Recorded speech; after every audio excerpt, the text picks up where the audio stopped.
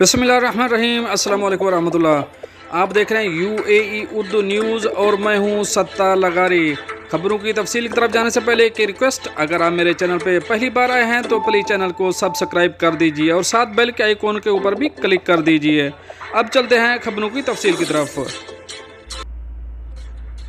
امارات کے رہائشیوں کو کروڑ پتی بنانے کے منصوبے کا اعلان۔ اب اس خبر کی تفصیل۔ خلیجی میڈیا کے مطابق متحدہ عرب امارات میں اعلان کردہ ایک نئے منصوبے سے رہائشیوں کو اسکیم میں متعین مدت کے اختتام پر بچت اور مجموعی منافع کی مد میں 10 لاکھ درہم حاصل کرنے میں مدد ملے گی۔ بچت اور سرمایہ کاری کمپنی نیشنل بانڈز نے کہا کہ مائی 1 ملین منصوبہ افراد اور کارپوریشن دونوں کے لیے ڈیزائن کیا گیا ہے۔ اسکیم کے شرکاء 3 سے 10 سال کی مدت کا انتخاب کر سکتے ہیں۔ ان کے پاس بیک مشترکہ سرمایہ کاری کرنے کا اختیار بھی ہے۔ مزید برآں کمپنیوں کے پاس یہ اختیار ہوگا کہ وہ اپنے ملازمین کی جانب سے جزوی یا مکمل طور پر اس اسکیم میں حصہ ڈالیں۔ یہ ایک ایسا اقدام ہے جس سے ملازمین کی بچت کو بڑھانے میں مدد ملے گی۔ اب چلیں گے اپنی نیکسٹ اپڈیٹ کی طرف۔